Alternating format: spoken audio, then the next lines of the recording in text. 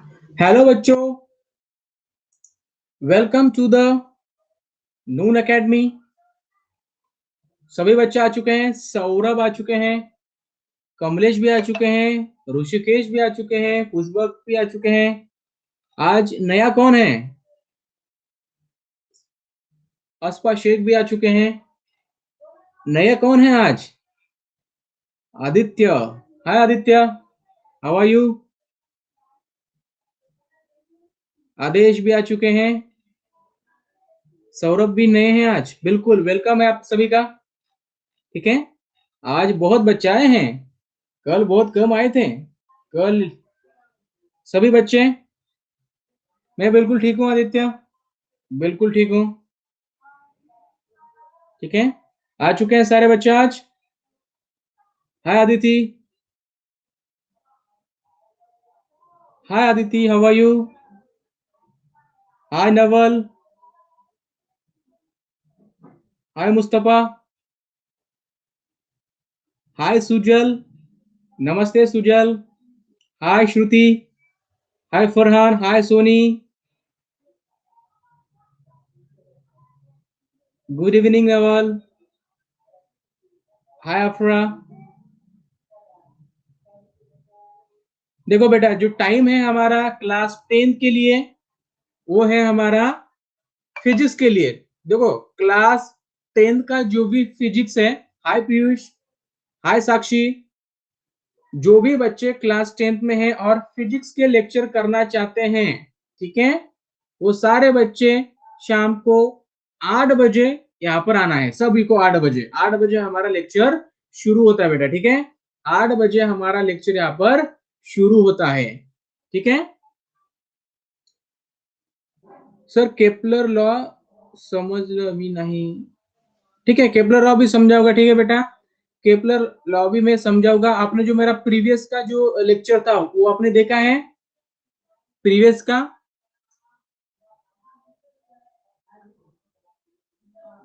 Thank you Sujal. ठीक है बेटा, वो प्रीवियस क्लास आप देख लो, ठीक है, तब जाकर आपको ये सारी चीजें समझ आएगी। हाय वरुण बेटा, अगर आपने जो प्रीवियस क्लासेस अगर नहीं देखी है तो वो देख लो बेटा। ठीक है, अगर फिर भी अगर आपको नहीं समझ आ गया तो मैं आपको समझा दूंगा, फिर से मैं आपको पढ़ा दूंगा बेटा। ठीक है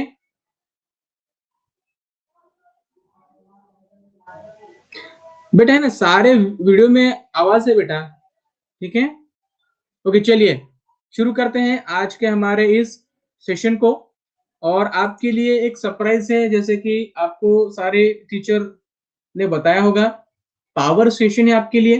ठीक है, अभी पावर सेशन में क्या है, एवरी सैटरडे और संडे। ठीक है, यानी सैटरडे को भी हो सकता है और संडे को भी हो सकता है।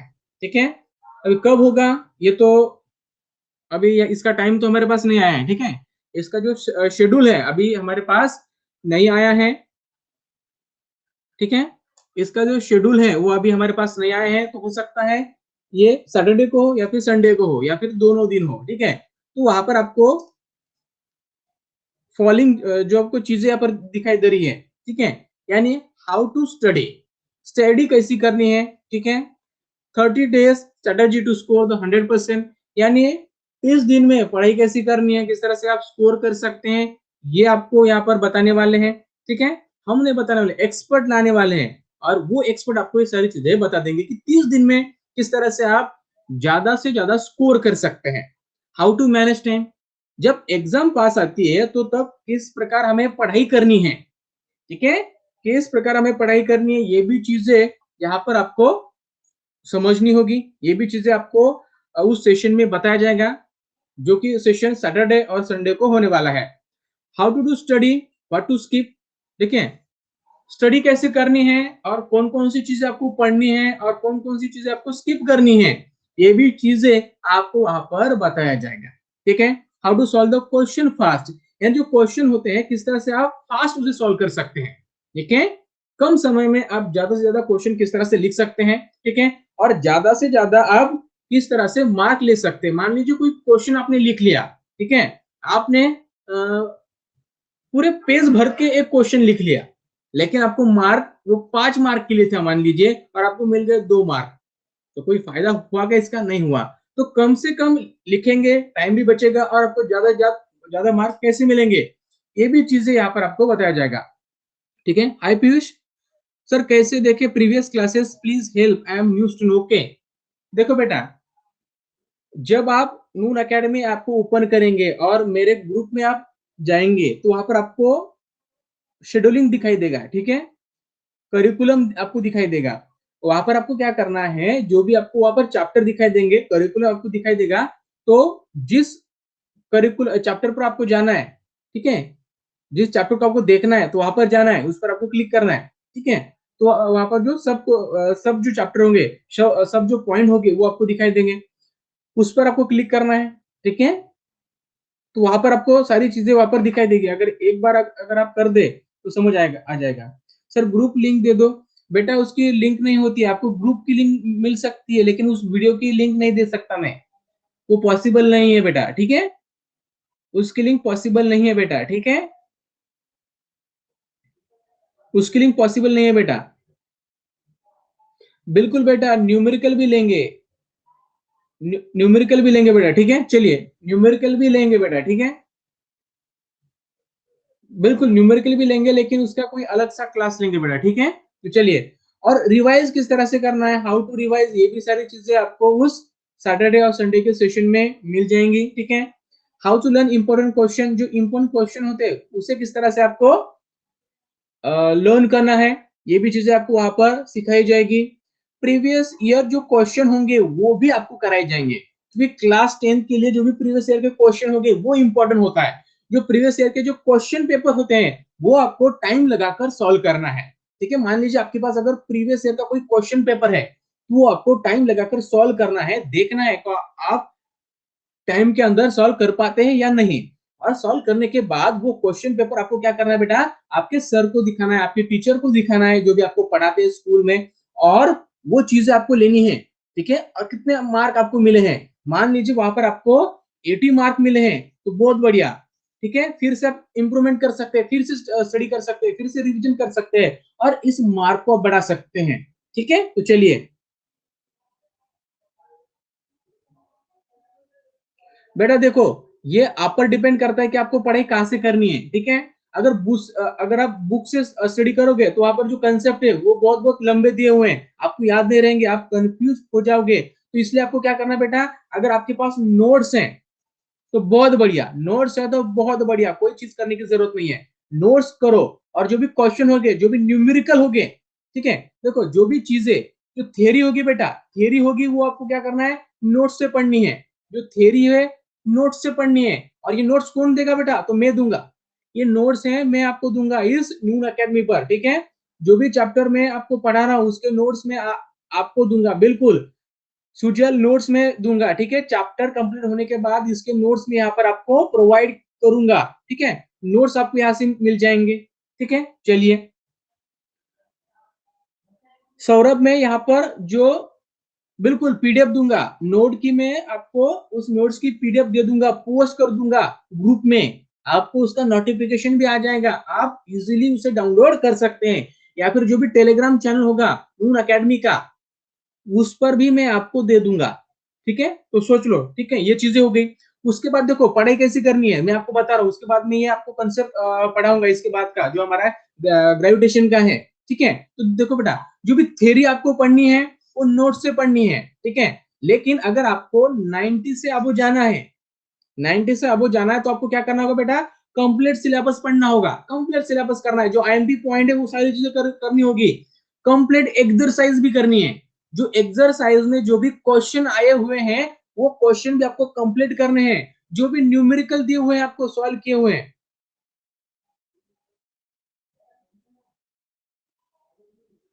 ठीक है, जो भी क्वेश्चन, जो भी न्यूमेरिकल हो गए बुक में दिए हुए हैं, सॉल्व किए हुए हैं, वो भी आपको सॉल्व करना है। ठीक है, वो पूरा करना है आपको। ठीक है, तब जाकर आप अच्छे मार्क ले सकते हैं।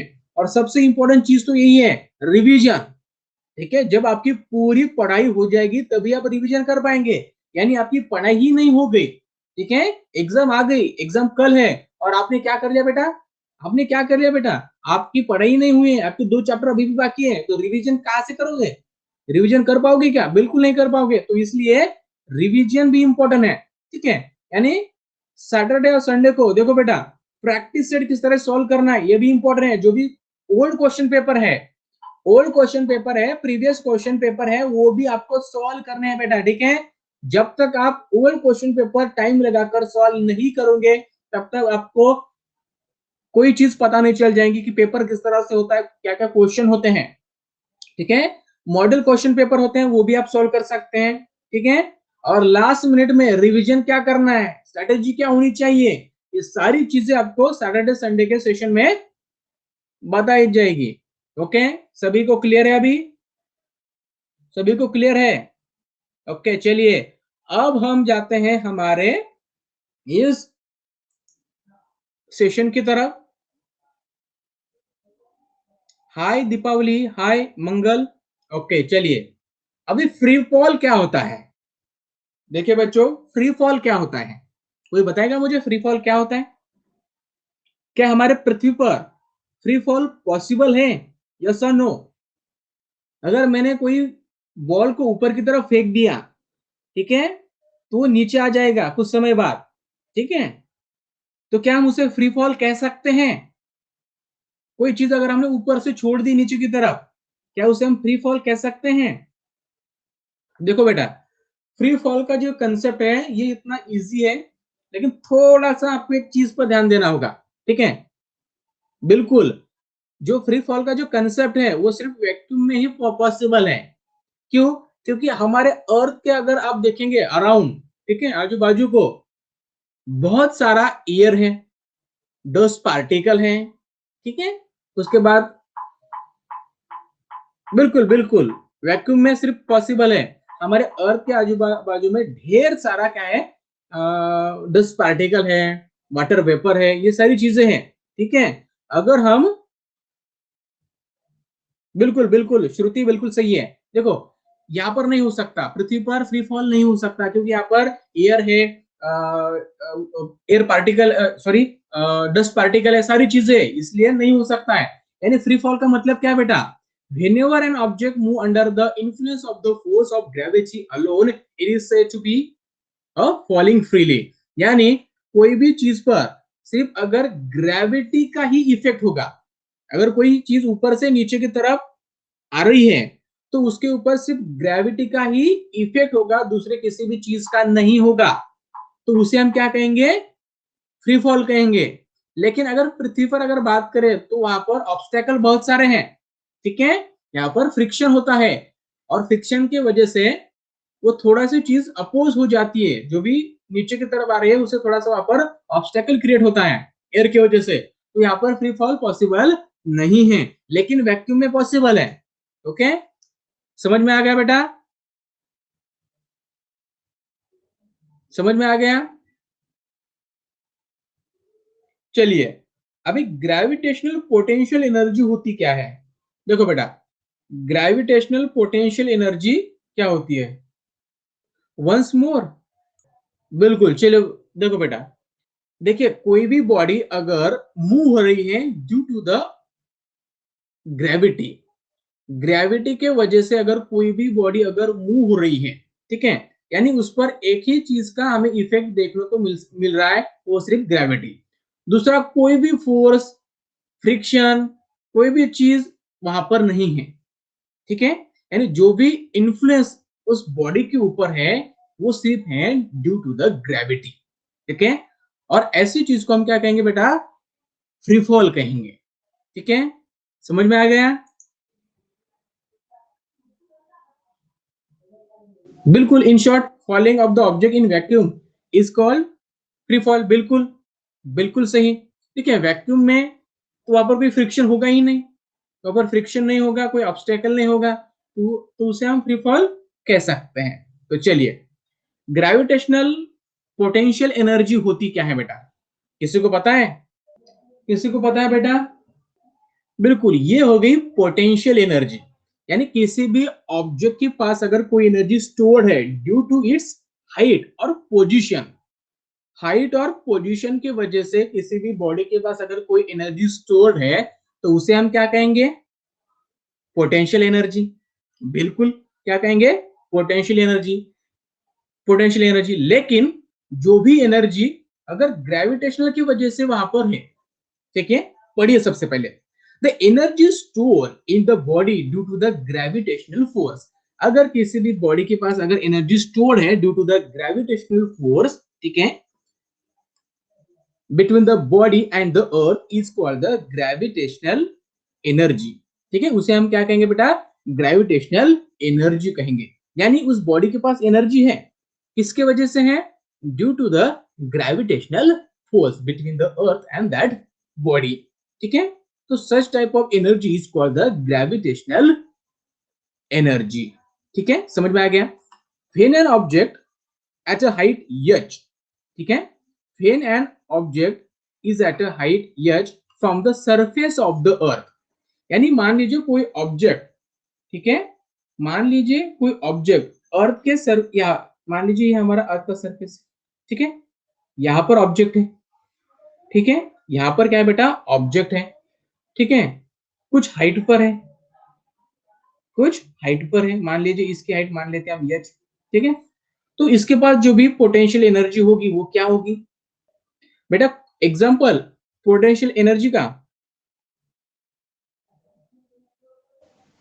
देखो बेटा कोई भी ऑब्जेक्ट, ठीक है, कोई भी ऑब्जेक्ट, ठीक है, कोई भी ऑब्जेक्ट अगर हाइट पे है, ठीक है, कोई भी ऑब्जेक्ट अगर हाइट पे है तो उसके पास क्या हो जाएगी बेटा, ग्रेविटेशनल पोटेंशियल एनर्जी हो जाएगी ना, कोई भी ऑब्जेक्ट।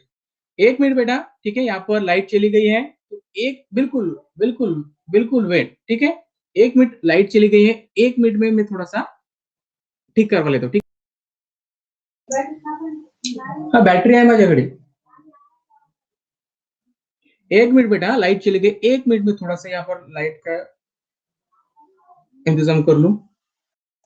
चलो बेटा यहाँ पर देखो बेटा, यहाँ पर अभी लाइट चली गई है तो थोड़ा सा यहाँ पर मुझे मोबाइल लेकर अभी बैठना पड़ रहा है।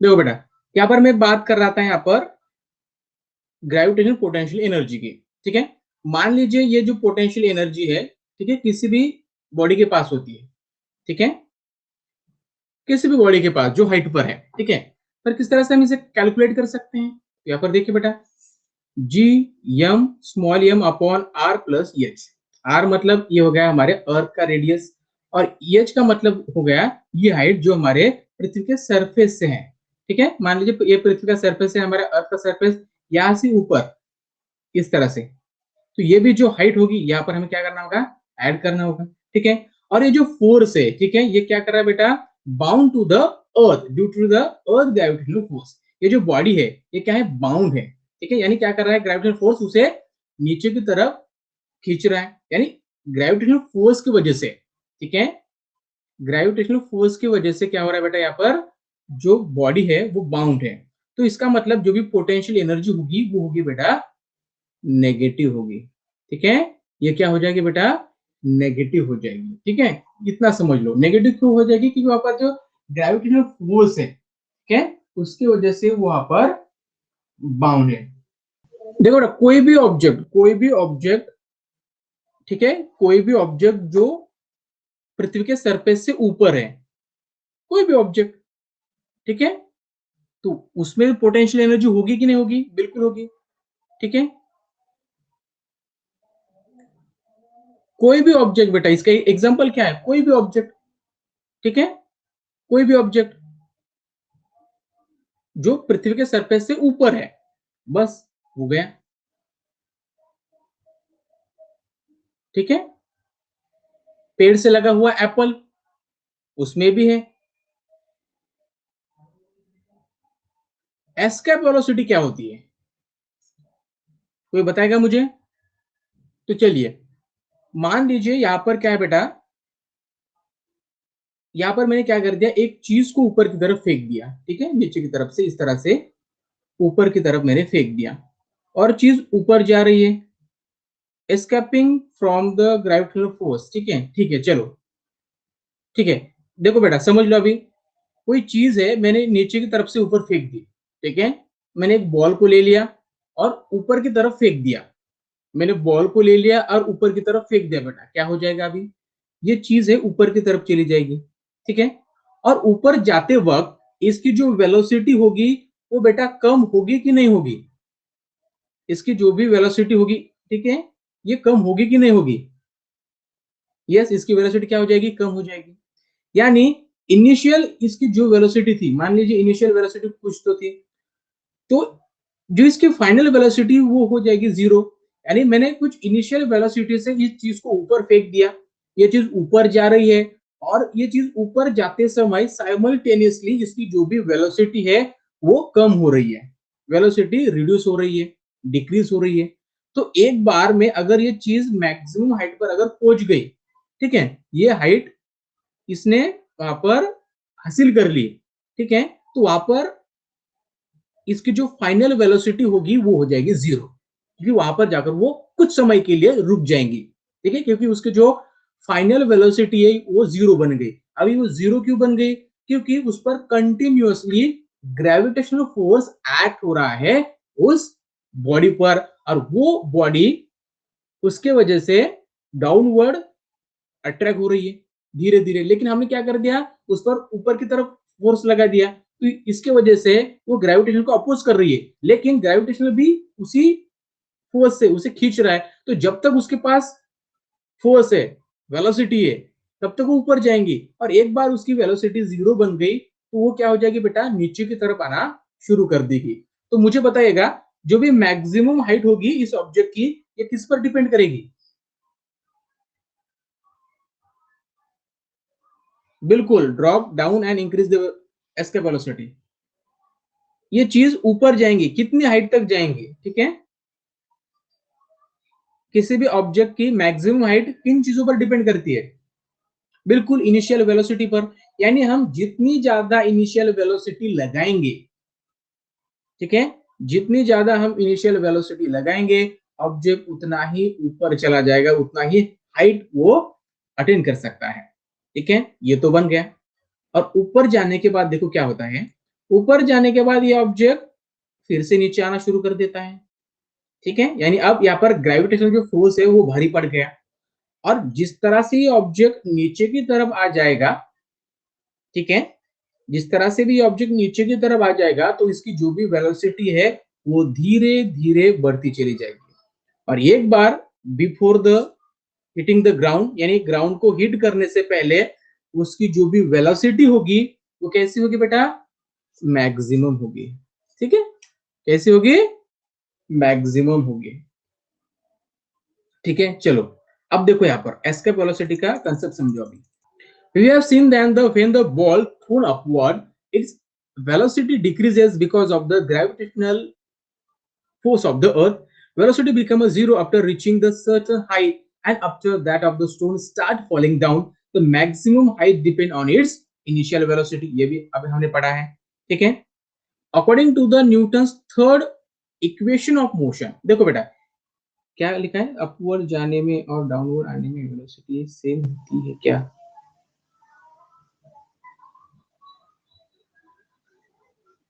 अपवर्ड जाने में, देखो बेटा, अपवर्ड जाने में और डाउनवर्ड आने में जो वेलोसिटी होती है बेटा, वो डिपेंड, वो सेम नहीं हो सकती बेटा, ठीक है, क्योंकि जो हमारी जो जब हमारी जो वेलोसिटी होती है, जब हम किसी भी ऑब्जेक्ट को ऊपर की तरफ फेंकते हैं, तो वो डिपेंड करती है हमारे इनिशियल वेलोसिटी पर, वो हमने क्या लगाया है, ठीक है।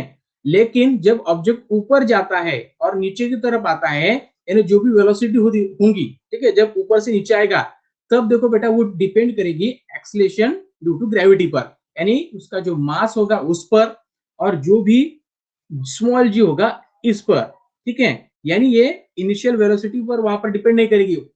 कोई भी ऑब्जेक्ट हम ऊपर लेकर जाते हैं, ठीक है, तो मान लीजिए मेरे पास दो ऑब्जेक्ट है बेटा, देखो दो ऑब्जेक्ट है मेरे पास, एक है m1 और दूसरा है m2। इसका मास ज्यादा है बेटा, ठीक है, इसका मास कैसा है बेटा? कम है, ठीक है। तो दोनों ही मैंने सेम हाइट पर ऊपर में लेके चला गया, इन दोनों को भी, इन दोनों को भी मैं क्या लिया बेटा, ऊपर लेके चला गया किसी हाइट पर, और ऊपर से मैंने सेम हाइट से इन दोनों को छोड़ दिया, एक का मास ज्यादा है दूसरे का कम है, ठीक है। तो इनमें से कौन सा मास होगा, कौन सा ऑब्जेक्ट होगा वो जल्दी से सरफेस पे आएगा, कौन सा आएगा? बताओ, सभी आंसर दो इसका।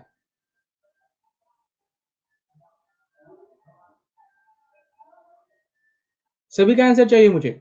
M1 या M2?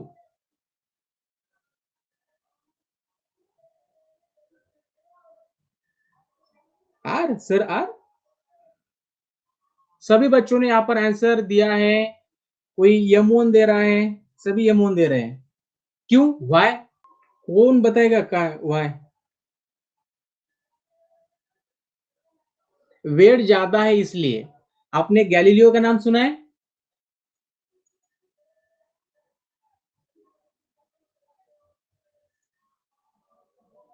यस।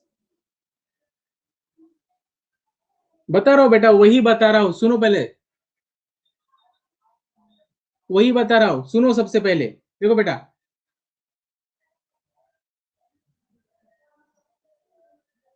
सुनो बेटा, सुनो सबसे पहले, सुनो अभी।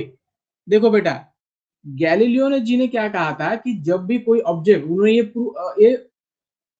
प्रूव भी किया है कि कोई भी ऑब्जेक्ट, ठीक है, उसका मास कोई भी हो, उसका मास कोई भी हो, ठीक है, वो चीज अगर हमने ऊपर से फेंक दी तो वो सेम टाइम पे जमीन पे आ जाएंगे। कल मैंने बताया था, ठीक है।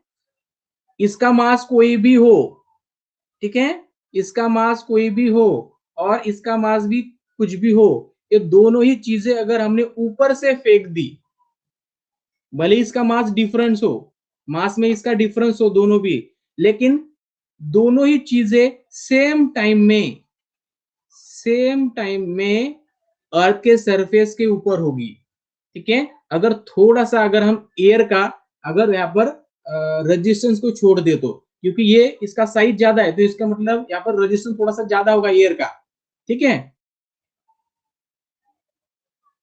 ठीक है, तो समझो कि मैं क्या कह रहा हूं, कि भले ही इसका मास अलग हो, लेकिन ये चीजें सेम टाइम पर क्या होगी, पृथ्वी के सरफेस पे आ जाएगी। अगर कोई चीज अगर हम ऊपर फेंकते हैं तो ये डिपेंड करती है हमारी इनिशियल वेलोसिटी पर, यानी इनिशियल वेलोसिटी हमने क्या लगाई है तो इसके ऊपर वो कितने जल्दी ऊपर जाएगी ये भी डिपेंड करता है बेटा, ठीक है। और जब ऊपर से नीचे आती है तो ये कांस्टेंट वेलोसिटी से, मतलब वो वेलोसिटी अलग होगी, जाने वाली वेलोसिटी वो अलग होगी, ठीक है, यानी वो ऊपर जाता है तो वेलोसिटी अलग होगी, ठीक है। ये डिपेंड करता है इनिशियल वेलोसिटी पर। लेकिन कोई ऑब्जेक्ट ऊपर से नीचे आता है, ठीक है, तो वो वेलोसिटी डिपेंड करती है कि वो कितने हाइट पर है। जिस तरह से ऑब्जेक्ट नीचे आएगा तो उसकी जो वेलोसिटी है वो इंक्रीज होती जाएंगी, ठीक है, वेलोसिटी इंक्रीज होगी, इसका मतलब क्या होगा, एक्सेलरेटेड मोशन होगा, ठीक है, यानी उसकी वेलोसिटी अलग अलग होगी। ये डिपेंड करता है इनिशियल वेलोसिटी पर। जब ये ऊपर जाएगा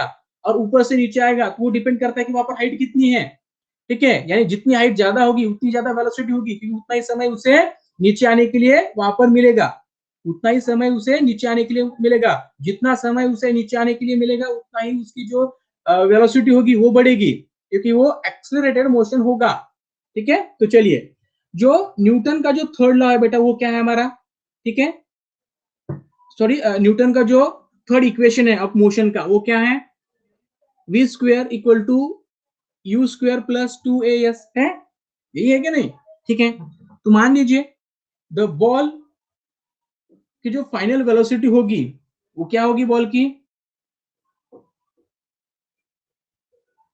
फाइनल वेलोसिटी क्या होगी, बॉल अगर हमने नीचे की तरफ फेंक दिया तो फाइनल वेलोसिटी क्या होगी उसकी, इनिशियल वेलोसिटी तो होगी जो हमने लगाई जीरो, बिल्कुल जीरो होगी ना, जीरो होगी। एक्सेलरेशन क्या होगा, एक्सेलरेशन क्या होगा, एक्सेलरेशन क्या होगा जब हम कोई चीज नीचे से ऊपर फेंकते हैं, एक्सेलरेशन क्या होगा, कोई चीज अगर हमने नीचे से ऊपर की तरफ फेंक दी opposite to the gravitational force, ठीक है। तो देखो बेटा, कोई भी चीज अगर ऊपर से नीचे आ रही है तो क्या हो जाएगा, समझो पहले, तो क्या हो जाएगा बेटा, जो एक्सेलरेशन होगा वो होगा जी। लेकिन हम क्या कर रहे हैं, जो चीज है नीचे से ऊपर फेंक रहे हैं, यानी अपोजिट डायरेक्शन में हो जाएगा। तो हमें क्या करना होगा, एक्सेलरेशन ड्यू टू ग्रेविटी यानी एक्सेलरेशन हमें माइनस जी लेना होगा। ठीक है, माइनस जी यहाँ पर लेना होगा। तो यहाँ पर पुट कीजिए इस इक्वेशन में, माइनस जी कैसा है, समझ में आ गया? माइनस जी क्यों आ गया यहाँ पर, समझ में आ गया? यस और नो, खास कमेंट। माइनस जी सबको समझ में आ गया? माइनस जी क्यों आ गया यहाँ पर? किसी ने अभी यहाँ पर एक्सप्लेन मोर पर क्लिक किया तो इसलिए मैं पूछ रहा हूं। देखो बेटा, समझ लो एक बार फिर से। तो मान लीजिए मैंने कोई चीज ऊपर यहाँ पर मैंने पकड़ी हुई है, छोड़ दी।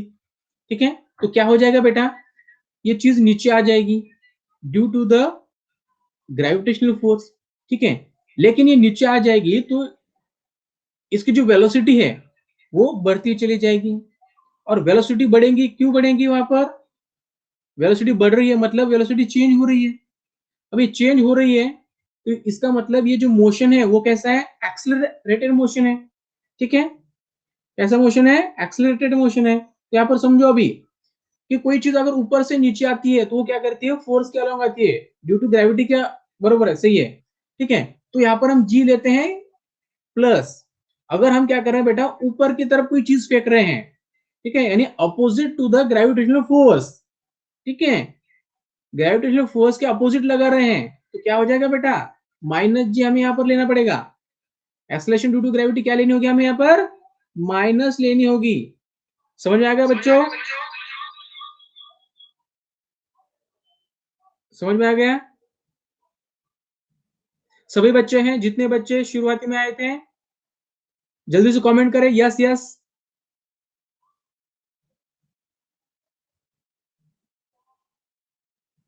सारे बच्चे हैं? बिल्कुल। कितने बच्चे देख रहे हैं लाइव, जल्दी से मुझे बताइए।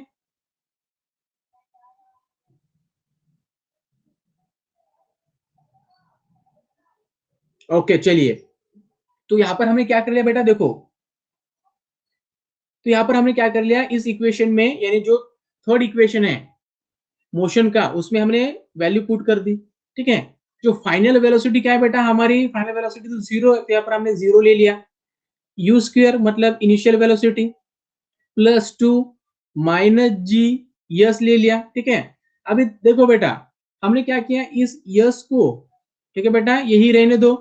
ठीक है, तो हमने क्या किया बेटा, इस यू को इधर लेके गए, इस यू को प्लस में है तो इधर प्लस है, प्लस में है तो इधर जाएगा तो कैसे होगा, माइनस में हो जाएगा।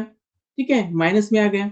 उसके बाद यहाँ पर देखो टू माइनस जी है कि इधर आ जाएगा तो यहाँ पर देखो, यहाँ पर मल्टीप्लीकेशन में इधर आ जाएगा तो क्या हो जाएगा बेटा, वो डिनोमिनेटर में चला जाएगा। तो इसका मतलब यहाँ पर हमें ये चीजें मिल सकती हैं, S equal to minus U square upon two G. समझ में आ गया ये कैसा आ गया, यस यानी मैक्सिमम हाइट। ठीक है, समझ में आ गया ये यहाँ पर हमने किस तरह से किया, यस।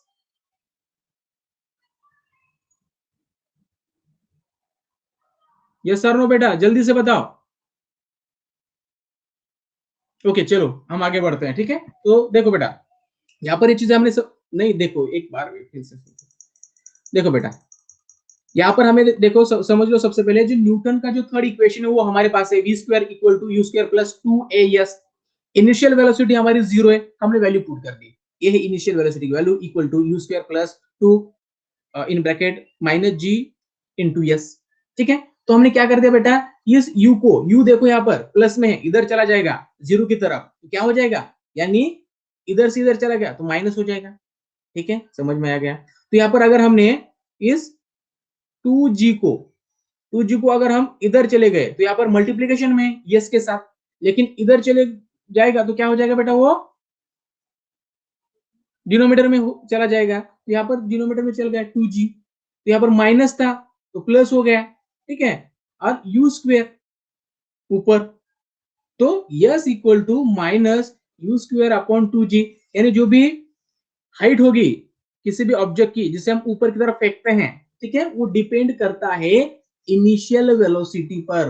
किस पर, इनिशियल वेलोसिटी पर। ठीक है, Reason for this, that the higher the initial velocity, the ball will oppose the gravity of the earth more and larger will be the height to which it can reach. मतलब ये हमारे initial velocity पर depend करता है कि वो कितने height तक जाने वाला है. अगर हमें ज्यादा हाइट चाहिए, ठीक है, अगर हमें ज्यादा हाइट चाहिए तो बेटा हमें ज्यादा वेलोसिटी लगानी होगी. कौन सी वेलोसिटी? Initial velocity. जितनी ज्यादा लगाएंगे उतनी ही ज्यादा बेटा हम क्या करेंगे, उस ऑब्जेक्ट की हाइट को प्राप्त कर सकते हैं. ओके, ये आपको ध्यान में रखना होगा.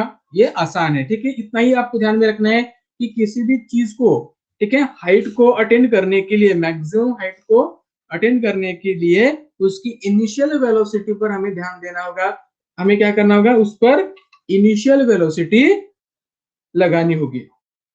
ओके, समझ में आ गया बेटा? न्यूमेरिकल भी लेंगे, ठीक है. अभी देखो बेटा, न्यूमेरिकल का जो सेशन है वो अभी मैंने मैनेज नहीं किया. आप बताइए कब लेना है?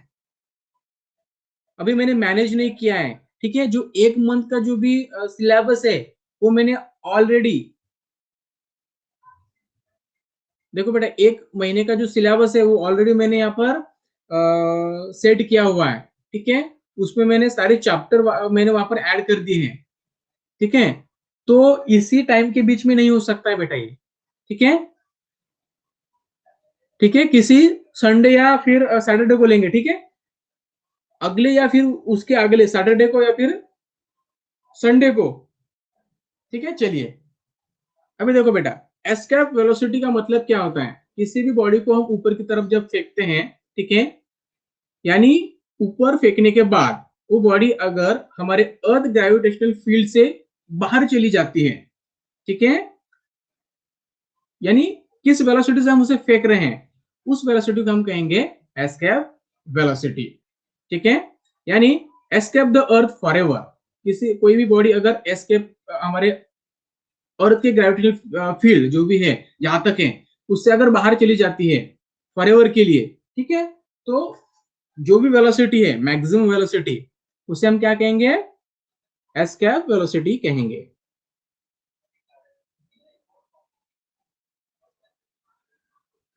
बेटा ये सर आपने कितना लेसन पढ़ा? बेटा ये पहला ही लेसन हमारा चालू है, और जो भी फिजिक्स रिलेटेड, देखो बेटा, जो भी फिजिक्स रिलेटेड जो भी चैप्टर है वो मैं पढ़ाने वाला हूं आपको. जो भी फिजिक्स रिलेटेड है बेटा वो वाले, ठीक है. चलो, ठीक है, हो गया. चलो देखो, अभी नेक्स्ट नेक्स्ट कंसेप्ट देखो. We have seen the above the value of the g keep decreasing as you go higher above the surface of the earth.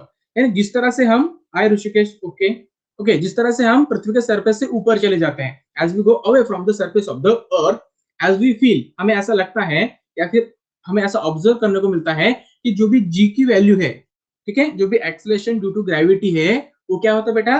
कम होते जाता है, ठीक है, जिस तरह से हम पृथ्वी के सरफेस से ऊपर चले जाते हैं. इसके बाद बेटा हम फोर्थ लेसन लेने वाले बेटा. फोर्थ लेसन, ठीक है, फोर्थ लेसन हम स्टार्ट करने वाले हैं, क्योंकि जो केमिस्ट्री और जो बायोलॉजी के रिलेटेड जो चैप्टर होंगे वो दूसरे सर आपको पढ़ाएंगे. हम फोर्थ लेसन को शुरू करेंगे इसके बाद, ठीक है. कल हम न्यूमेरिकल लेंगे बेटा, न्यूमेरिकल नहीं, एमसीक्यू. कल हमारे पास एमसीक्यू का सेटअप है. एमसीक्यू हमने वहां पर सेट किए हुए हैं, तो कल हम एमसीक्यू लेंगे, ठीक है. और जो फोर्थ लेसन है हमारा, इफेक्ट ऑफ इलेक्ट्रिक करंट, ठीक है, वो लेंगे हम परसों से. उसके बाद हीट लेंगे. हीट के बाद हम रिफ्रैक्शन ऑफ लाइट लेंगे. रिफ्रैक्शन ऑफ लाइट के बाद हम लेंस लेंगे, लेंसेस. और लेंसेस के बाद लास्ट वाला स्पेस मिशन लेंगे. और इसी के साथ आपका ये फिजिक्स रिलेटेड जितने भी चैप्टर है वो कंप्लीट हो जाएंगे, ठीक है. ओके, चलो. मंगल कह रहे हैं कि sir your teaching is just oh. सच में? सच में मंगल? Okay, thank you. हाँ, thank you, thank you. Okay, चलो चलो यहाँ पर.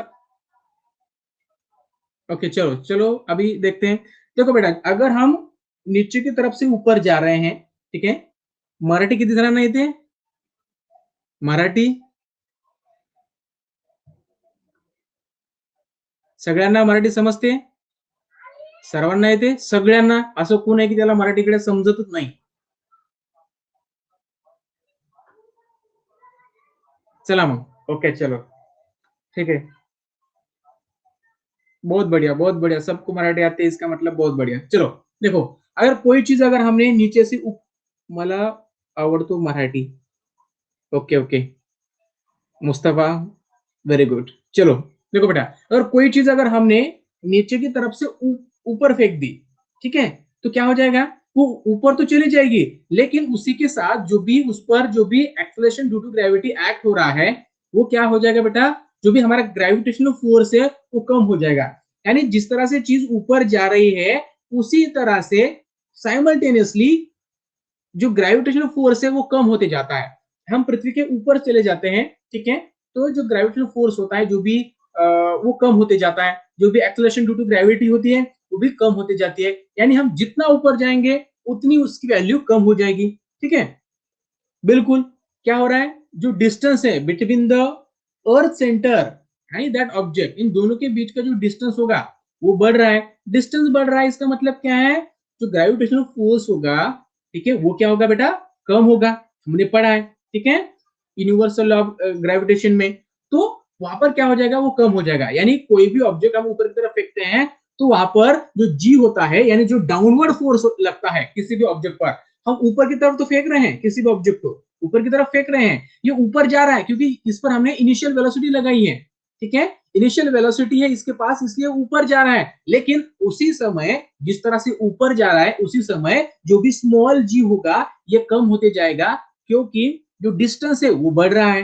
ठीक है, डिस्टेंस बढ़ रहा है तो इसका मतलब क्या आ रहा है? जो स्मॉल जी है वो कम होते जा रहा है. और इसी तरह से अगर हमने इनिशियल वेलोसिटी वहां पर लगा दी, मैक्सिमम इनिशियल वेलोसिटी उस ऑब्जेक्ट पर लगा दी, तो वो ऑब्जेक्ट क्या हो जाएगा बेटा? मैक्सिमम हाइट पर. आवाज कर रहा है कौन? कौन आवाज कर रहा है बेटा? आवाज कर, आवाज नहीं आ रही आपको? सभी को आवाज आ रही है? सौरभ, श्रुति, अथव, सबको आ रही है ना? सिद्धि, सबको आ रही है? चलो, देखो, कोई ऑब्जेक्ट अगर ऊपर की तरफ फेंकते हैं तो वो डिपेंड करता है हमारे इनिशियल वेलोसिटी पर. यानी हमें हमें जो भी इनिशियल वेलोसिटी लगाई है, सॉरी जीरो नहीं, जो भी लगाई है वो इनिशियल वेलोसिटी पर डिपेंड करता है. और उसी वक्त जो भी स्मॉल जी होगा वो डिक्रीज होते जाता है, क्योंकि जो डिस्टेंस है वो हमारा वो बढ़ते जाता है. ठीक है, ये चीज ध्यान में रखो. और एक बार हमने उसी तरह से अगर हमने इनिशियल वेलोसिटी लगा दी, ठीक है, अगर हमने मैक्सिमम इनिशियल वेलोसिटी लगा दी तो क्या हो जाएगा? वो जो हमने ऑब्जेक्ट है वो सबसे ऊपर चला जाएगा, मैक्सिमम हाइट पर चला जाएगा. और उस हाइट पर जाने के बाद वहां पर जो भी जी होगा ये बन जाएगा जीरो. और जीरो बनने के बाद वो ऑब्जेक्ट फॉरएवर, हमेशा के लिए, जो भी ग्रेविटेशनल फील्ड होगी उससे बाहर चला जाएगा. पर्टिकुलर हाइट पर पहुंचने के बाद जो भी जी होगा वो बन जाएगा जीरो. और जीरो बनने के बाद वो ऑब्जेक्ट बाहर चला जाएगा हमारे ग्रेविटेशनल फील्ड से. ठीक है, तो इसका इस्तेमाल हम रॉकेट के लिए करते हैं. जो रॉकेट वगैरह आपने देखी होगी, इसरो छोड़ता है, देखा आपने कभी? ISRO, Indian Space Research Organisation, इन्होंने कई रॉकेट छोड़े, सैटेलाइट को भी उन्होंने छोड़ा है. तो वो क्या करते हैं? उस रॉकेट को इनिशियल वेलोसिटी दे देते हैं, ठीक है, मैक्सिमम. वो चला जाता है, चला जाने के बाद क्या होता है बेटा?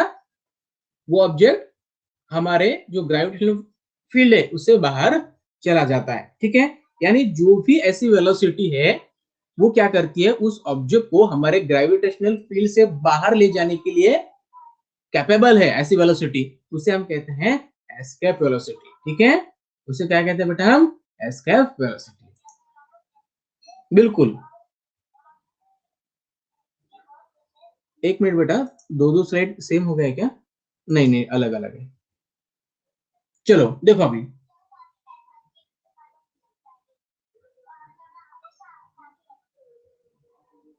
देखो बेटा, an object going vertically upward from the surface of the earth having an initial velocity equal to the escape velocity. यानी अगर किसी भी वेलोसिटी को अगर हमने वेलोसिटी नहीं, किसी भी ऑब्जेक्ट को अगर हमें हमारे पृथ्वी के जो ग्रेविटेशनल फील्ड है उससे अगर बाहर भेजनी हो तो क्या करना होगा हमें, जो भी एस्केप वेलोसिटी होगी, ठीक है, जो भी एस्केप वेलोसिटी होगी उसके बराबर हमें इनिशियल वेलोसिटी को रखना होगा।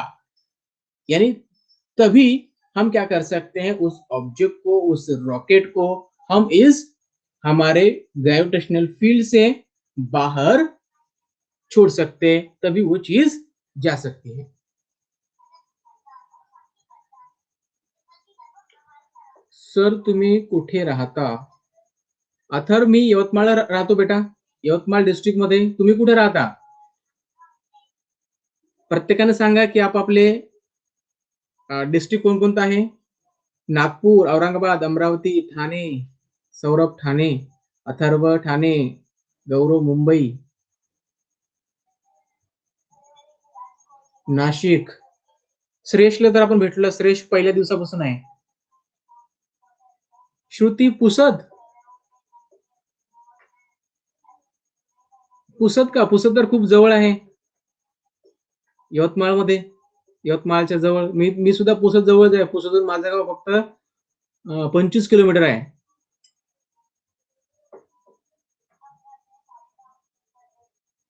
ठीक आहे. पुसद कोणतं? हेच ना, यवतमाळ मधलंच ना. श्रीकांत जळगाव जांबोद. ओके चलो, ओके चलो, पता चल गया सभी का. देखो अभी हमने क्या किया, यानी अगर हमें किसी भी ऑब्जेक्ट को अगर हमें पृथ्वी के ग्रेविटेशनल फील्ड से अगर बाहर भेजना हो तो हमें जो भी इनिशियल वेलोसिटी लगेंगी वो कितनी लगेगी, जितनी हमें एस्केप वेलोसिटी चाहिए उतनी, दोनों ही इक्वल होनी चाहिए, तभी वो ऑब्जेक्ट हमारे ग्रेविटेशनल फील्ड से बाहर चला जाएगा. ठीक है, देखो बेटा, the escape gravitational force on the earth, the force of the gravity being inversely proportional to the square of the distance become a zero only at the infinite distance from the earth. हमें देखा है, हमें ये भी चीज पता है कि अगर हम पृथ्वी के सरफेस से ऊपर चले जाएंगे, ठीक है, यानी away from the surface of the अर्थ, तो जो भी ग्रेविटेशनल फोर्स है यह कम होता जाएगा. ठीक है, क्या हो जाएगा, कम होते जाएगा. और जिस तरह से अगर हम मैक्सिमम हाइट पर अगर हम पहुंच गए, ठीक है, मैक्सिमम हाइट पर, तो क्या हो जाएगा, वहां पर जो भी ग्रेविटेशनल फोर्स होगा वो जीरो होगा. वो क्या होगा बेटा, जीरो होगा. यानी जितने हम पृथ्वी के दूर जाएंगे उतना ग्रेविटेशनल फोर्स क्या होगा बेटा, जीरो, कम हो जाएगा. मतलब एक बार हम उस पॉइंट पे चले गए, ठीक है, जहां से ग्रेविटेशनल फील्ड खत्म होती है बेटा, तो इसका मतलब वहां पर क्या हो जाएगा, तो वहां पर हम फ्लोट करने लगेंगे. ठीक है, हम पृथ्वी पर फिर से वापस नहीं आ सकते. ठीक है, फिर से वापस वहां पर हम नहीं आ सकते, हम वहां पर तैरेंगे. ठीक है, तो देखो बच्चों, ये सारी चीजें यहाँ पर हमने डिस्कस कर ली है. ठीक है, कल आपको आना है सभी को, शाम को. ठीक है, शाम को आना है. ओके, बाय बच्चों, टेक केयर.